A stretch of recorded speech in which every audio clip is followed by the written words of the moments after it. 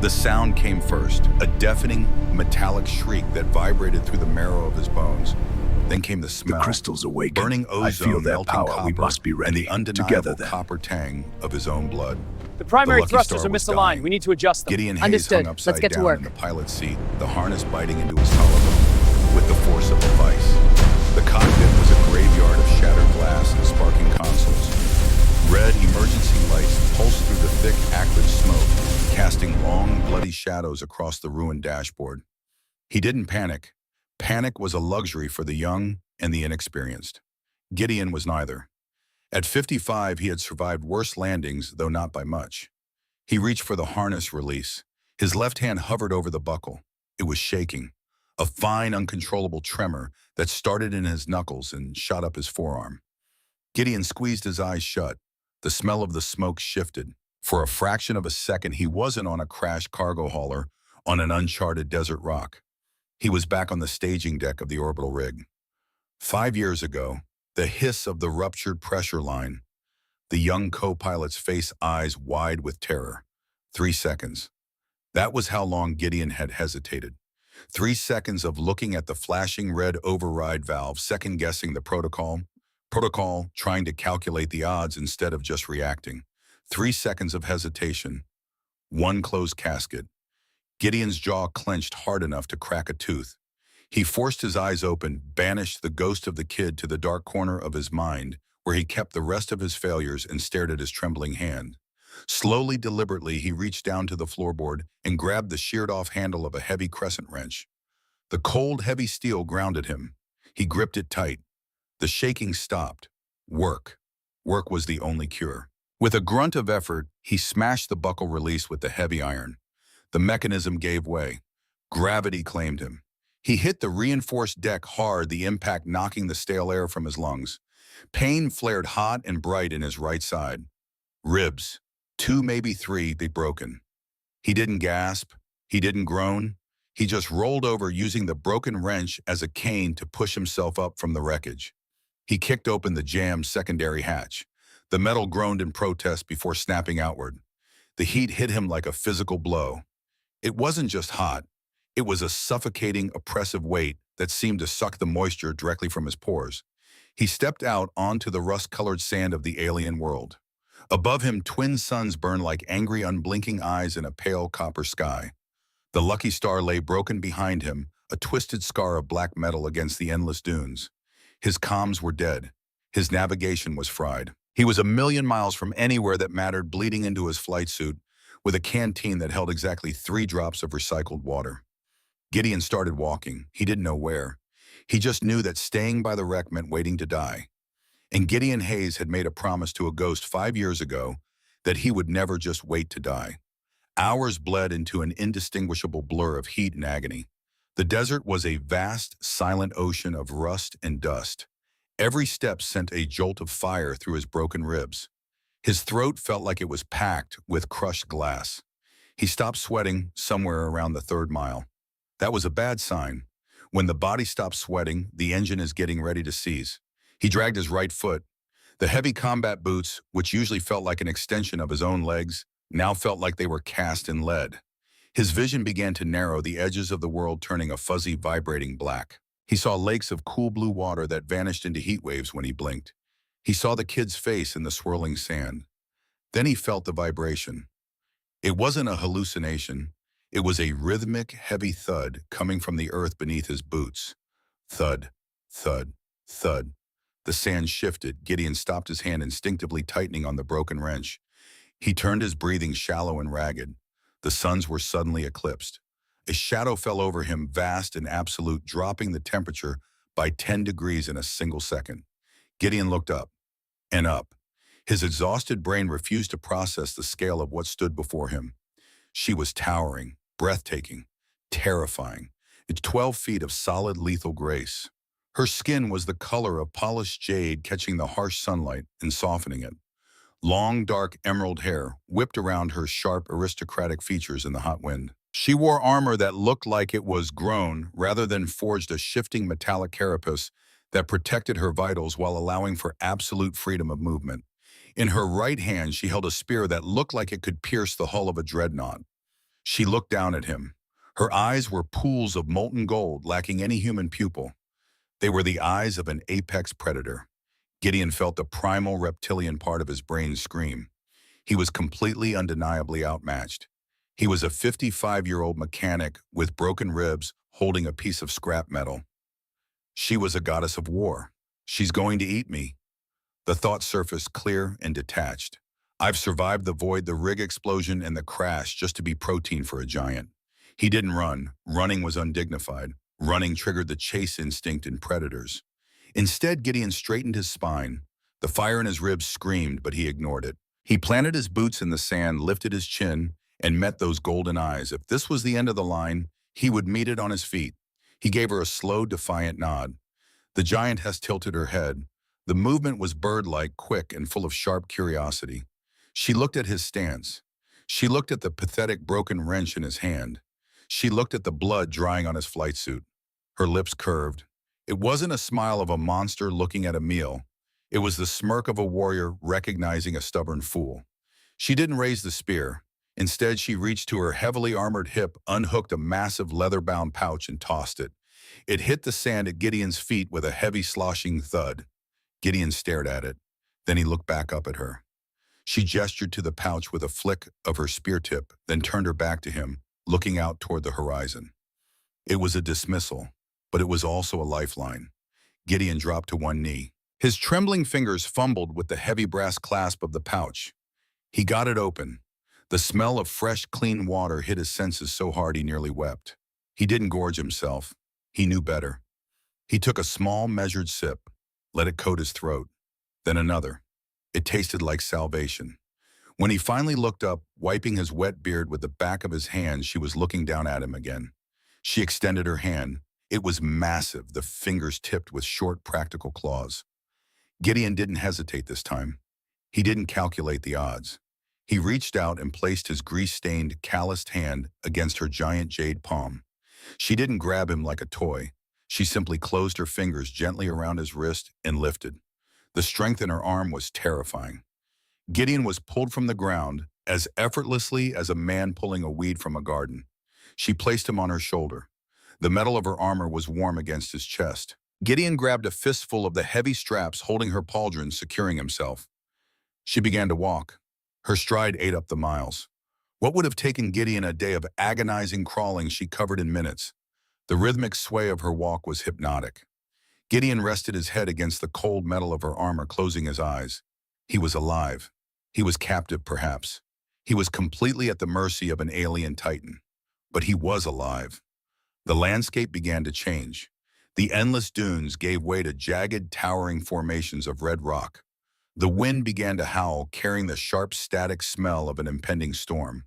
She navigated the treacherous terrain with an ease that bordered on the supernatural, her massive boots finding silent purchase on the loose shale. They arrived at the mouth of a cave just as the sky began to bruise into a dark, angry purple. But it wasn't a natural cave. The entrance was perfectly circular, and the walls inside pulsed with a faint, ethereal blue light. She ducked her head, carrying him inside away from the howling wind. The temperature dropped immediately, the air turning cool and dry.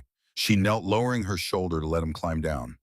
Gideon slid to the floor, his boots hitting the smooth, crystalline surface of the cave. His legs buckled slightly, but he caught himself refusing to fall in front of her. She watched him. Those golden eyes didn't miss a thing. She saw the wince he tried to hide. She saw the way he guarded his right side. She moved to the back of the cave, retrieving a stack of thick, woven blankets that looked like they were made from metallic silk. She dropped them near a cluster of glowing crystals, then pointed to him and pointed to the makeshift bed. "Sit," she said. Her voice vibrated through his chest. It was deep, resonant, speaking perfect, unaccented English. Gideon didn't show his surprise. He just nodded. "Much obliged." His voice was a gravelly rasp destroyed by the sand and the smoke. He walked over to the blankets and sat down heavily. The adrenaline was fading. The bill for his survival was coming due, and his body was ready to collect. The pain in his ribs escalated from a dull roar to a sharp, stabbing agony with every breath. Nixara crossed her legs, sitting on the floor across from him. Even seated, she towered over him. She rested her chin on her massive hand, just watching, waiting to see what the small creature would do. She had seen humans before in the broadcast from the Blue Planet. They were loud, fragile things that complained when the temperature shifted. Gideon did not complain. He unzipped his ruined flight suit, peeling the heavy, blood-soaked fabric away from his chest.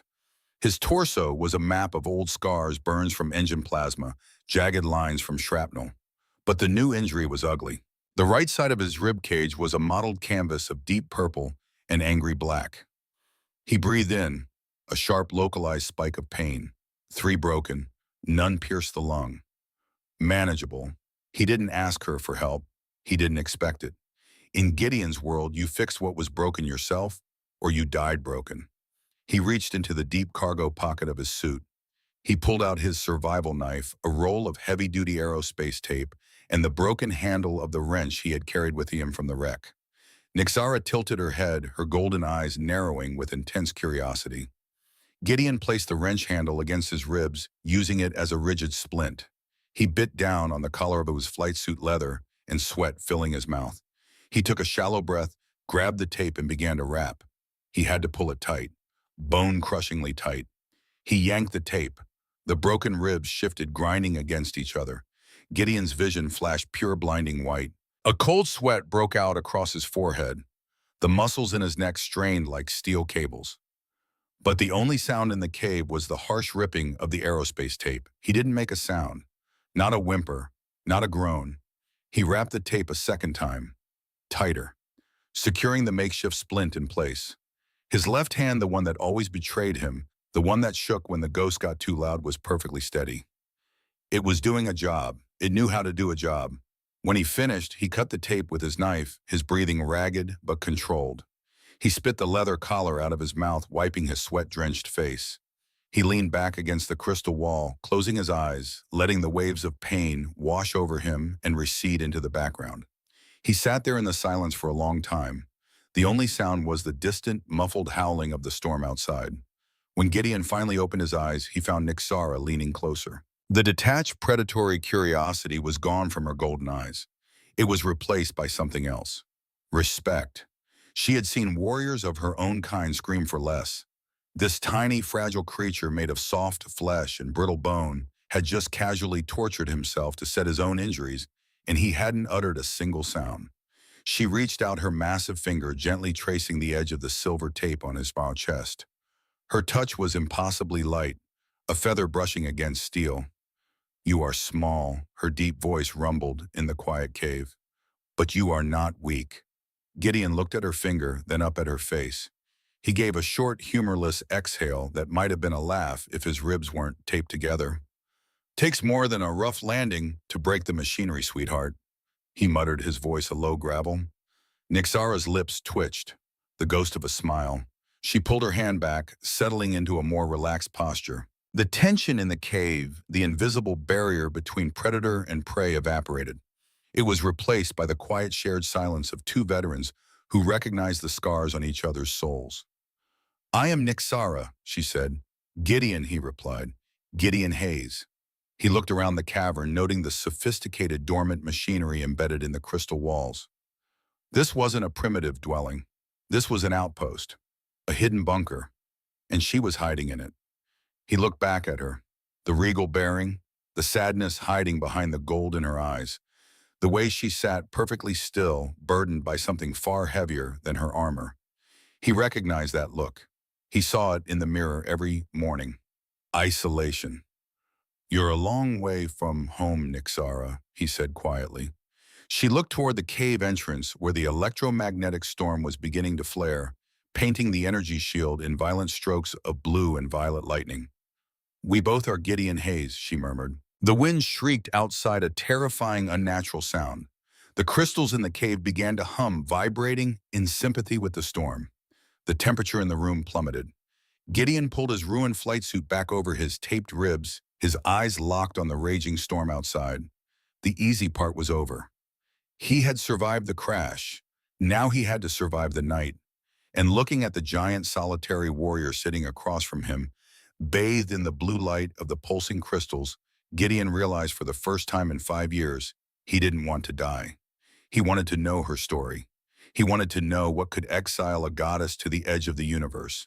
And more importantly, He wanted to fix whatever was broken inside her. He tightened his grip on the survival knife. Let the storm come. The mechanic was ready to work. The storm did not arrive. It detonated.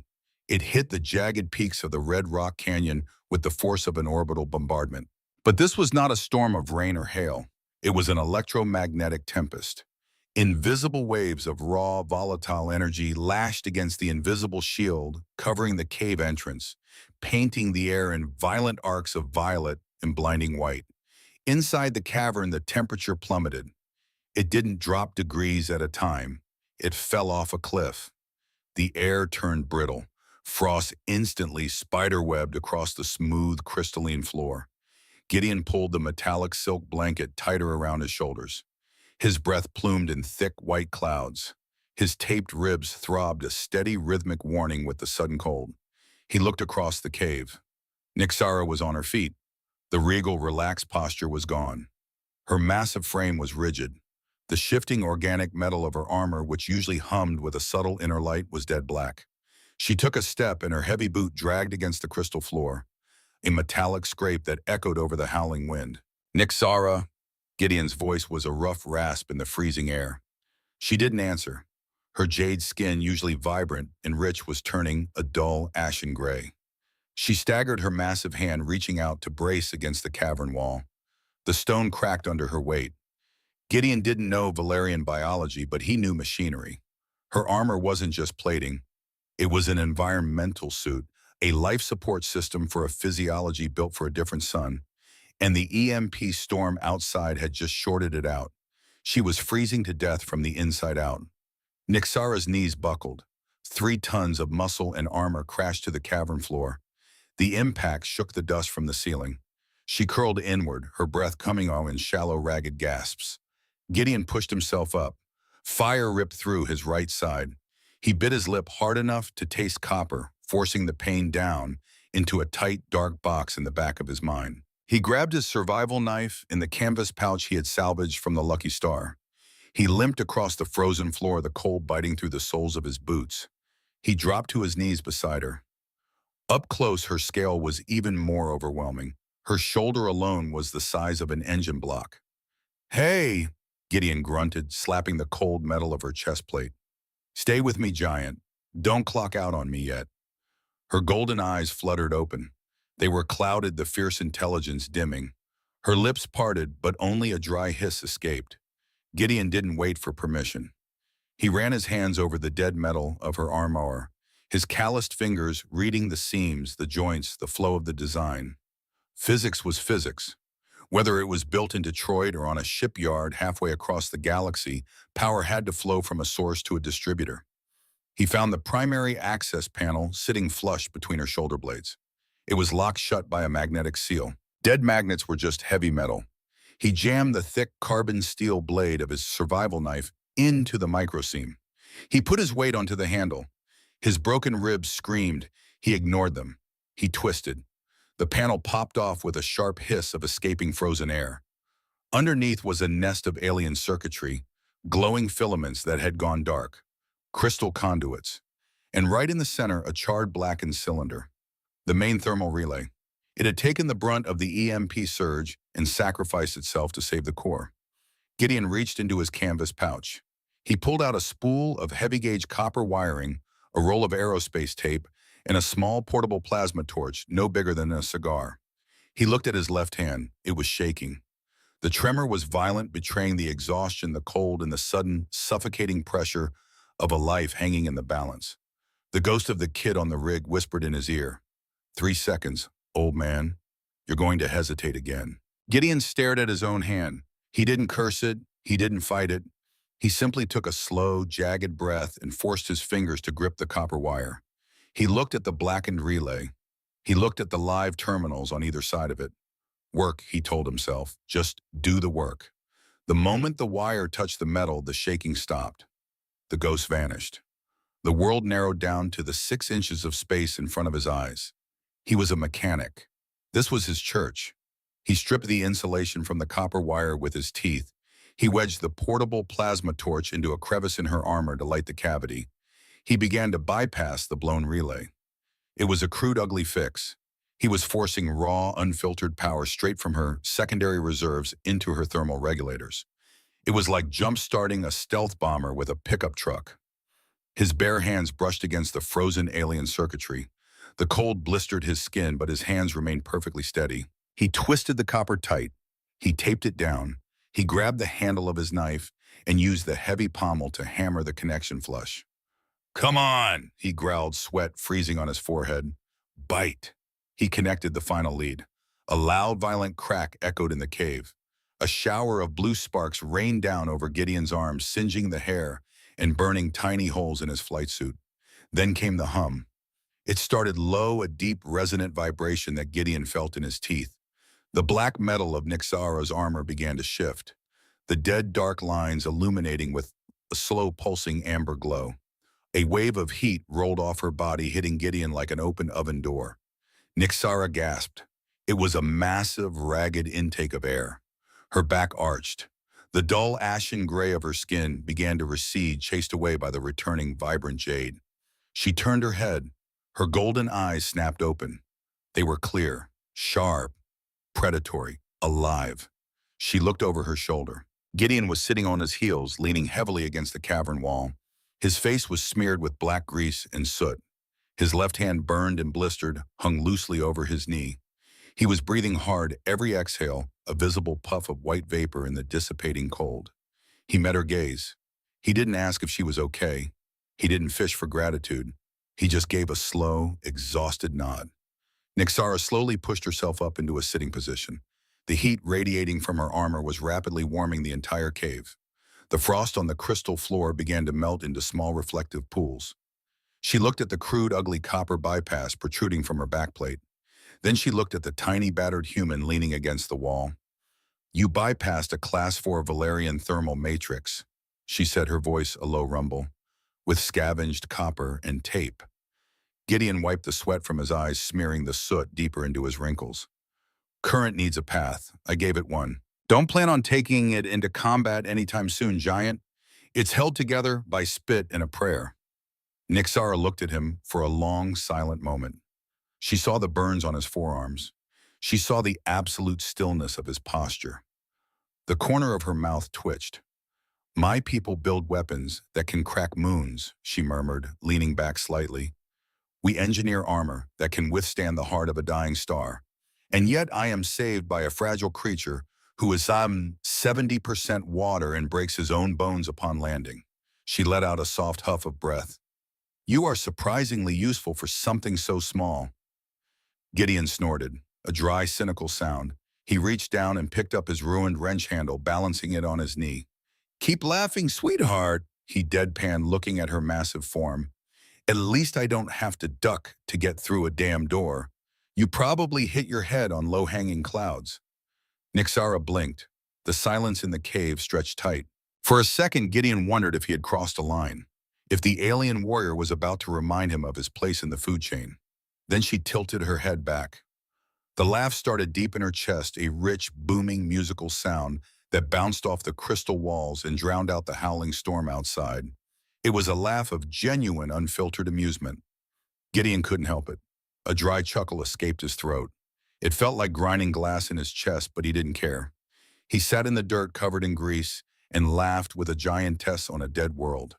The tension, the invisible wall of species and scale and survival shattered into a million pieces. The storm raged outside, but inside the cave, the cold was dead. Hours later, the adrenaline had completely burned out of Gideon's system. He was shivering. The ambient temperature in the cave was manageable, but his body was in shock. Nyxara sat cross-legged near the center of the cavern, her armor radiating a steady, comfortable heat like a cast-iron stove. She looked at him. He was huddled beneath the metallic blanket, his teeth chattering silently, his eyes staring blankly at the pulsing blue crystals. She didn't ask. She simply reached out, hooked a massive finger into the edge of his blanket, and pulled. Gideon slid across the smooth floor. He didn't resist. He ended up nestled against her right hip. The heat emanating from her was absolute perfection. It seeped into his bones, easing the rigid lock of his muscles, soothing the angry fire in his broken ribs. He leaned his back against the solid wall of her armored thigh. It was like leaning against a warm oak tree. Nixara rested her arm over her knee, creating a protective alcove around him. Her presence was massive, overwhelming. But for the first time in his life, Gideon didn't feel the need to watch his back. He was guarded by a titan. They watched the shadows dance on the cavern walls. Your hand, Nixara's voice broke the silence. It was soft-pitched low, so it wouldn't rattle his teeth. When you rested, it shook. But when you touched the wires to save me, it was like carved stone. Why? Gideon stiffened. He stared at the blue light. He could lie. He could say it was nerve damage from the crash. He could shut her out. It was what he always did. But the heat of her armor felt like a confession booth, and she had let him see her weak. It's not my nerves. Gideon rasped, his voice barely above a whisper. It's my head. He swallowed hard. The words tasted like ash. 5 years ago, deep space orbital rig. A pressure valve blew in the main staging deck. I was the senior tech. I was standing right next to the manual override. He looked down at his left hand resting on his knee. It was perfectly still now. The protocol was to slam it shut, seal the bulkhead. But if I did, the pressure would backlash into the holding cell. It would vent the atmosphere in the lower deck. There was a kid down there, my co-pilot, just a kid. Nixara didn't move. She didn't interrupt. She just listened. The alarms are screaming. The metal is groaning. I looked at the lever. I looked at the pressure gauge. I tried to do the math in my head. I tried to figure out a way to save the rig and save the kid. Gideon closed his eyes. I hesitated for 3 seconds. 3 seconds of thinking instead of doing. He took a jagged breath. The line ruptured. The bulkhead sheared off. The rig decompressed. The kid was gone before the alarm even finished its next cycle. If I had thrown the lever, he might have suffocated, or he might have found a suit. But because I stood there like a statue, the rig blew. He never had a chance. Gideon opened his eyes. My hand shakes because my body remembers that I didn't move when it mattered. It only stops when I am fixing something, because that's the only time I feel like I have a right to be breathing. He waited for the judgment. He waited for the alien warrior, a creature bred for decisive action and absolute certainty, to look at him with the disgust he deserved. The silence stretched. Then the shadow shifted. Nixara uncrossed her arm. She lowered her massive hand. It was the size of a small shield. She didn't pat him. She didn't offer a platitude. She laid her hand flat against his chest, right over his heart, carefully avoiding the taped ribs. The weight of it was immense, grounding an anchor in a stormy sea. Look at me, Gideon Hayes, she commanded gently. Gideon turned his head, craning his neck back to look up into her face. The golden eyes were glowing in the dim light. There was no pity in them. Only absolute, unwavering certainty. You did not hesitate today, she said, her voice vibrating through his chest cavity. When the cold came for me, you did not calculate the odds of your own survival. You bled, you burned your flesh, and you worked. You saved my life. Her thumb, thick as his wrist, gently brushed the soot from his collarbone. A coward is defined by what he runs from, she murmured. A warrior is defined by what he runs toward. Your ghost may haunt you, mechanic, but it does not own you. I see the man you are, and he is a man of iron. Gideon couldn't speak. His throat was locked tight. The knot of guilt that had sat in his chest for 5 years didn't vanish. It would never vanish, but for the first time it loosened. It felt manageable. He didn't pull away. He leaned his head back against her armor. Thank you, he whispered to the dark. Nixara kept her hand over his heart until he fell asleep. The storm broke just before dawn. The twin suns crested the horizon, painting the jagged canyon in bloody, brilliant hues of crimson and gold. The energy shield over the cave entrance dropped its battery depleted. Gideon woke to the smell of dust and the sharp, clean scent of ozone. He was stiff, his ribs aching with a dull, insistent throb, but the bone-deep exhaustion was gone. He pushed himself up. Nixara was not beside him. He found her standing near the back of the cave, bathed in the early morning light filtering through the entrance. She was staring at a pile of dead alien machinery. Her posture was rigid again. The walls were back up. Gideon walked over, his boots crunching softly on the crystal floor. He looked at the pile. It was a communication console. The EMP had fried the main interface, but the subroutines looked intact. Gideon didn't say a word. He just sat down cross-legged in front of the console. He pulled his knife and a roll of wire from his pouch. "It is dead," Nixara said quietly, looking down at him. "The matrix is shattered." "Nothing is completely dead until I say it is," Gideon muttered around a strip of wire he held in his teeth. He went to work. He didn't have the tools to fix the alien tech, but he didn't need to fix it. He just needed to bypass the digital locks and hotwire the analog receiver. He spliced copper into crystal. He bridged microcircuits with aerospace tape. He worked in silence for 20 minutes. Nixara watched his hands. They did not shake. "Got it," Gideon grunted. He touched a stripped wire to an exposed terminal. A spark jumped. The console hissed. A burst of static filled the cave. Then the static cleared, snapping into sharp, terrifying focus. The voice that came through the speaker was deep guttural and undeniably military. It spoke in a harsh alien tongue, but the console's battered translation matrix caught up a second later, rendering the words into flat robotic English. "Target grids secured. Biosignatures negative. Scanners recalibrating." Gideon froze. He looked up at Nixara. Her face was a mask of carved jade. "Awaiting your coordinates, Supreme Commander Nixara. The exile is rescinded by order of the High Council. The fleet stands ready for your return. The marital alliance with the Tarnok dynasty cannot be delayed. Respond." The radio clicked back into static. Gideon slowly lowered the wire. He didn't break the connection, but he stopped working. The silence in the cave was heavier than the gravity. He looked at the woman who had shared her warmth with him, the woman who had laughed at his jokes. Supreme Commander, a queen of a stellar empire, a warlord holding the fate of an alliance in her hands. She wasn't an outcast hiding from a predator. She was the predator hiding from a throne she didn't want, being hunted by her own kind to be forced into a breeding treaty. Nixara looked down at him. The gold in her eyes was cold and sharp. The vulnerability of the night before was locked away behind a vault of duty and pride. "They found me," she said flatly. Gideon didn't flinch. He slowly wiped his grease-stained hands on his pants. He looked at the radio, then back up at the 12-foot Titan standing before him. He finally understood the absolute crushing weight of the isolation he had seen in her eyes.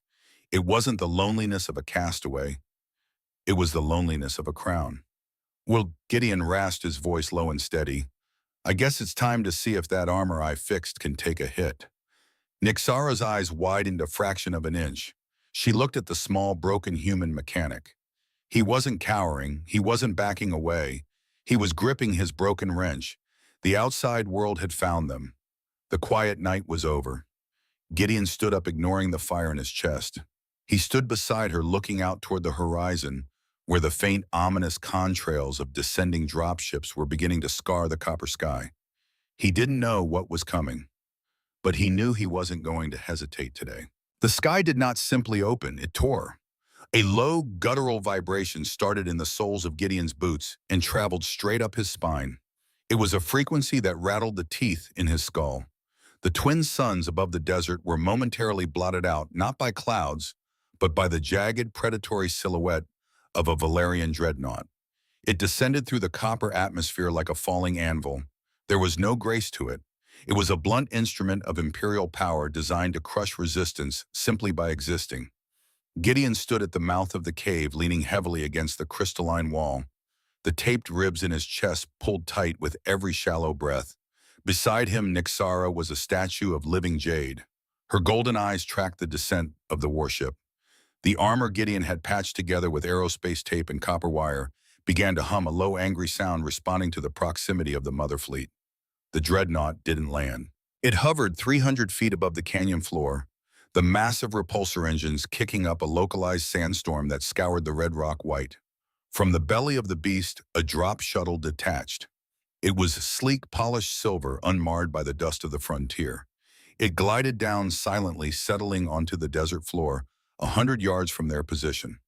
The hydraulic hiss of the ramp lowering sounded like a long, drawn-out executioner's breath. Gideon wiped the sweat and grease from his forehead with the back of his wrist. His left hand hung by his side. It wasn't shaking. The ghost on the orbital rig was silent. The fear was gone, replaced by a cold, hard clarity. You can only die once. Stay behind me, mechanic, Nixara murmured, her voice a deep, resonant rumble that barely carried over the howling engines. Not in my contract, Giant, Gideon replied, his voice a dry rasp. He stepped up beside her, an ant standing next to a mountain, refusing the shadow. A squad of Valerian guards marched down the ramp. They were massive, clad in pristine ceremonial armor that locked together with mathematical perfection. They didn't walk, they occupied space. They fanned out, forming a perimeter. Then came the commander. He was broader than Nixara, his skin a darker bruised shade of green. His armor was adorned with the crimson sashes of the High Council. He carried a heavy kinetic staff, the tip crackling with contained plasma. He walked with the absolute unearned arrogance of a man who had never had to repair his own ship. Commander Tarnok. He stopped 50 paces from the cave entrance. He didn't draw a weapon. He didn't need to. The entire sky was his weapon. Nixara! Tarnok's voice boomed across the canyon, amplified by his armor's acoustic projectors. It was a voice used to giving orders to planets. Your exile is concluded. The High Council has lost patience with your rebellion. The Tarnok dynasty requires its bride. The Alliance requires its blood. Nixara stood perfectly straight. The makeshift copper wire on her backplate caught the harsh sunlight. She looked like a battered veteran standing before a parade ground general. I did not ask for a rescue, Tarnok. She called back, her voice lacking artificial amplification, but carrying the weight of a thunderclap. And I do not recognize the authority of a council that trades its commanders like livestock. Tarnok sneered. The expression distorted his sharp features. He planted his kinetic staff into the sand. You do not have the luxury of recognition, he stated coldly. You are supreme commander by blood, but you are a subject by law. You will board the shuttle. You will submit to the marital binding. You will do your duty to the Empire. Tarnok's golden eyes shifted. They swept past Nixara and landed on the tiny grease-stained figure standing beside her boot. The commander's upper lip curled in profound disgust. And I see you have adopted a local pest, Tarnok mocked. A scavenger. Wipe the dirt from your boots, Nixara. We do not bring strays aboard the flagship. Gideon didn't flinch. He slowly reached into his cargo pocket. His fingers wrapped around the heavy, sheared-off handle of his crescent wrench. He pulled it out, resting the heavy iron against his thigh. It was a pathetic gesture against a platoon of super soldiers, but it was the only gesture he had. Nixara looked down at him. She saw the taped ribs. She saw the burns on his arms from saving her life. She saw the sheer, unyielding stubbornness in the set of his jaw. Then she looked at Tarnok. She looked at the 12 heavily armed guards. She looked at the dreadnought blotting out the sun. She was a tactician. She had won wars by calculating the exact moment a line would break. She ran the numbers in her head. If she fought, the guards would open fire. They wouldn't aim for her. They would aim for the soft, fragile human beside her. Gideon would be vaporized before she could cross half the distance. The math was absolute. The only way to save the mechanic was to surrender the queen. Gideon felt a shift in the air before he saw it. The aggressive hum of Nixara's armor dialed down. The rigid, defiant line of her spine softened just a fraction. It was the posture of a predator submitting to the cage. She took a half step forward, placing herself squarely between Gideon and the Valerian squad. Tarnok, she said, the thunder gone from her voice, replaced by the hollow, dead tone of a prisoner. Stand your guards down. Guarantee safe passage and provisions for the human. Swear it on the blood of your dynasty, and I will board your ship. Tarnok's smile was a razor. A generous concession for a stray. I swear it. The creature will be left to its dirt. Nixara closed her eyes for a single heavy second. She reached up to unlatch the heavy leather pouch Gideon had used for water, preparing to drop it for him. The final severance. A hand grabbed her wrist. Nixara froze. She looked down. Gideon's hand was wrapped around the thick armor plating of her gauntlet. His grip was completely useless against her strength. She could have shattered his forearm with a twitch. But the absolute stillness of his grip held her tighter than heavy gravity. His left hand, the one that shook when the ghost whispered. It was carved out of granite. Gideon stepped around her. He moved slowly, deliberately, favoring his right side. He stepped out from the shadow of the Titan and stood in the blinding, unfiltered light of the twin suns. A 55-year-old mechanic, gray in his beard, soot on his face, taped ribs and a broken wrench, standing between an empire and its queen. Gideon, Nixara breathed a warning and a plea rolled into one. Do not. He didn't look back at her. He kept his eyes locked on Tarnok. Hey, Commander! Gideon yelled, his raspy voice scraping across the canyon. You got a problem with your optics. Tarnok's brow furrowed.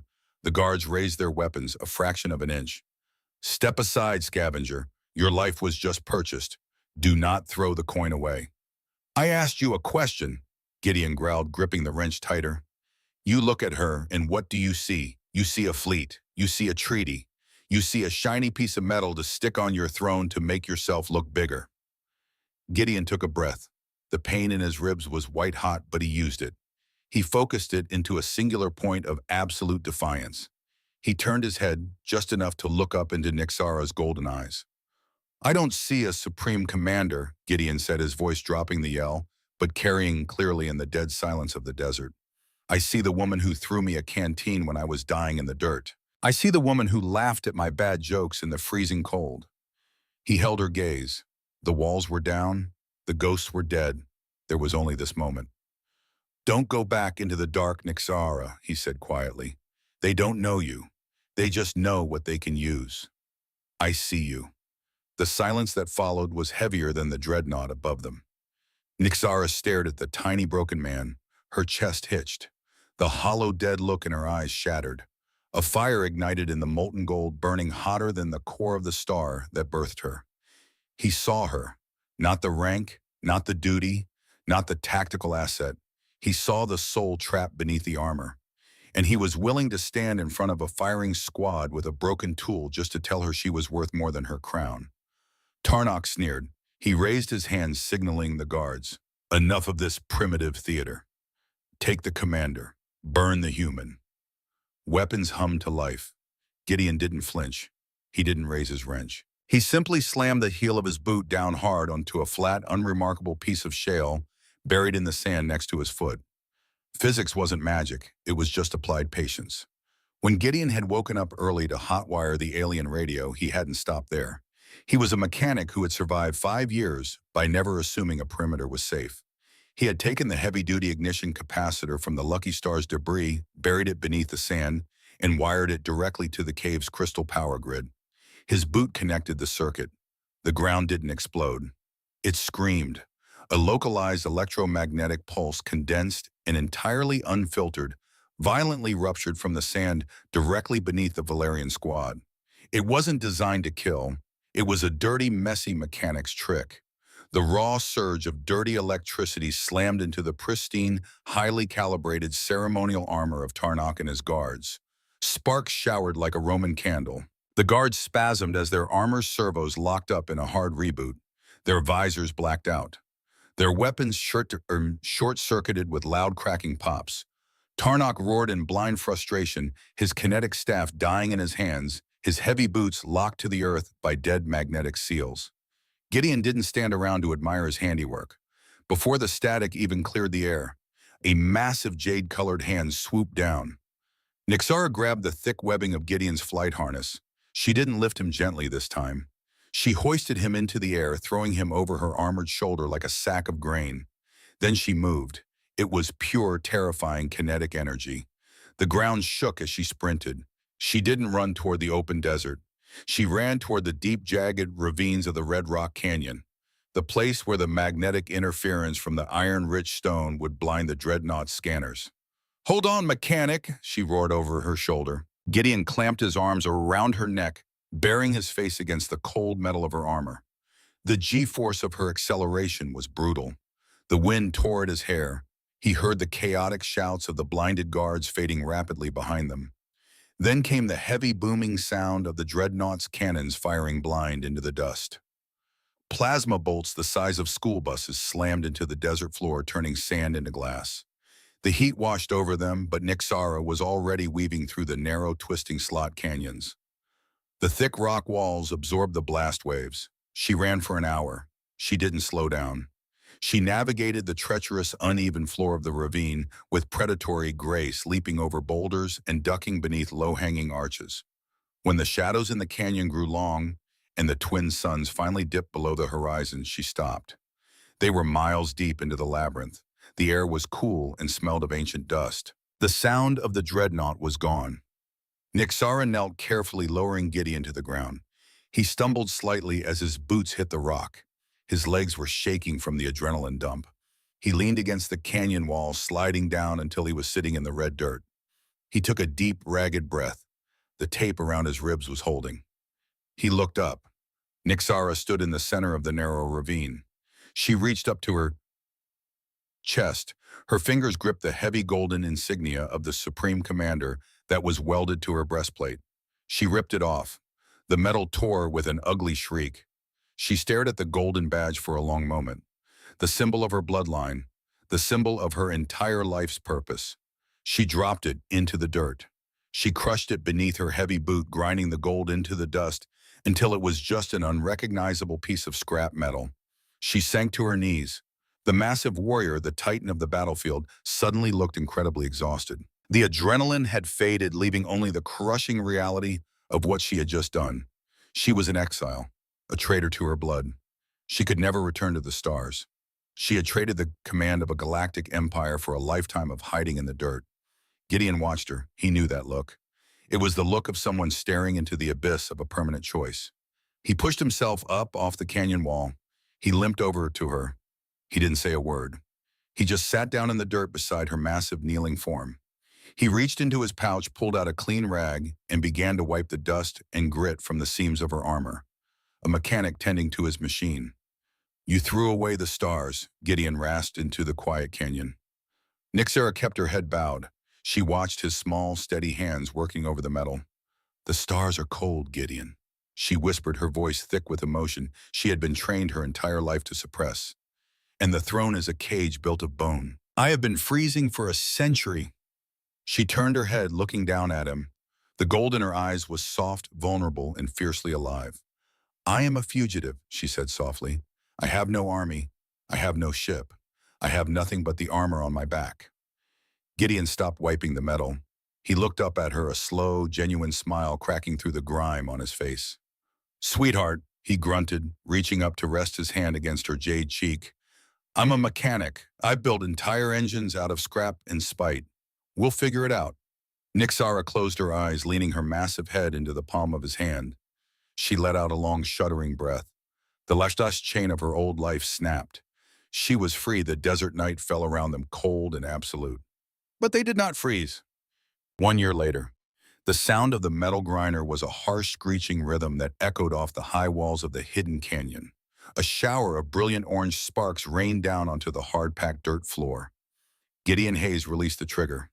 The grinder spun down to a high-pitched whine, then silence. He pushed the welding goggles up onto his forehead. He wiped the sweat from his eyes with a grease-stained rag. He looked at his work. It was a moisture evaporator. He had scavenged the core from a downed Valerian scout drone, rewired the intake valves using parts from his old cargo hauler, and housed the whole thing in the chassis of a rusted-out terrestrial rover. It was ugly. It was an absolute abomination of engineering. But as Gideon reached out and flicked the toggle switch, the machine hummed to life. A second later, a clear, steady trickle of cold water began to flow into the catch basin. He smiled, a deep, quiet smile that reached the corners of his eyes. The workshop was a chaotic masterpiece. They had found a massive, cavernous overhang deep in the magnetic dead zone of the canyon. Over the past year, Gideon had turned it into a home. Scavenged metal sheets formed the roof. Workbenches groaned under the weight of tools and alien technology that Gideon was slowly learning to master. It wasn't a castle. It wasn't a palace in the sky. It smells of motor oil, ozone, and old dust. It was the best place he had ever lived. Gideon walked over to the wash basin, scrubbing the worst of the grease from his hands. His left hand moved smoothly over the rough soap. The tremor was completely gone. The ghost on the rig hadn't visited him in 12 months. He dried his hands as a shadow fell over the entrance of the garage. Nixara stepped inside. She wasn't wearing her armor. The heavy metallic carapace sat on a custom-built stand in the corner, cleaned and maintained, but dormant. Instead, she wore a loose flowing tunic woven from the tough, fibrous plants that grew in the deep ravines. The fabric was a deep, earthy red that contrasted beautifully with her jade skin. Her dark emerald hair was tied back in a messy braid. She looked tired. She looked radiant. She ducked her head slightly to clear the massive support beam Gideon had installed. She walked over to him, her heavy footsteps a familiar, comforting rhythm. She stopped in front of him, looking down. A soft, incredibly gentle smile curved her lips. Gideon looked at what she held in her arms. Wrapped in a blanket of metallic silk was a tiny sleeping figure, Alara. She was a miracle of biology that the Valerian High Council would have called an abomination. To Gideon, she was simply perfect. She didn't have the massive, terrifying scale of a Valerian infant. She was the size of a human 6-month-old. Her skin was a pale, luminous jade, soft and flawless. A tuft of dark, almost black hair curled at the nape of her neck. As she breathed, her tiny chest rising and falling, the faintest hint of a golden hue shimmered beneath her closed eyelids. Gideon wiped his hands one more time on his pants, suddenly terrified of getting grease on the blanket. Nixara laughed softly, a low musical sound that filled the garage. She knelt down, bringing herself closer to his level. She didn't hand the baby over. She simply held her out. Gideon reached out. He slid his calloused, scarred hands beneath the small bundle. He lifted his daughter. She was light, but she felt incredibly dense, solid, built to survive. Ilara shifted in her sleep, her tiny face scrunched up. She let out a small, soft sigh, in her hand a tiny, perfect hand, with nails that looked a little too sharp to be human, reached out and wrapped around Gideon's thick index finger. The grip was startlingly strong. Gideon looked down at his daughter. His chest tightened, not with the sharp pain of broken ribs, but with an emotion so vast and overwhelming it threatened to crack him in half. He had spent his whole life fixing broken things. He had spent 5 years running from the one thing he couldn't fix. He had let a kid die because he was too afraid to make a choice. He looked at the tiny breathing life in his hands. He looked up at the giant, beautiful woman kneeling before him, watching him with eyes full of absolute trust. He hadn't saved the past, but he had built a future.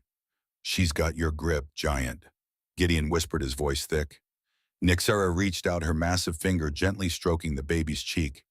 "She has your stubbornness, mechanic. She refused to sleep until the sound of your grinder stopped. She knows the rhythm of your work." Gideon chuckled softly. He adjusted the blanket, holding Alara close to his chest. He turned slightly, looking toward the back wall of the garage above his main workbench. Hanging from a thick leather strap nailed securely into the rock was the sheared-off handle of a crescent wrench. It was useless as a tool. It was battered, broken, and stained with dried blood. But it hung there like a monument, a reminder of a crash landing, a reminder of a desperate, painful choice, a reminder that sometimes when the ship goes down and the sky is falling, you don't need a pristine plan. You don't need a flawless record. You just need to pick up a broken piece of iron, stop shaking, and get to work. Gideon Hayes, the mechanic of the frontier, held his daughter tight against his chest. He leaned his shoulder against the knee of his Titan wife. Outside, the twin suns of the desert world continued their slow, relentless march across the sky. Let the Empire keep their stars. Gideon had everything he needed right here in the dirt.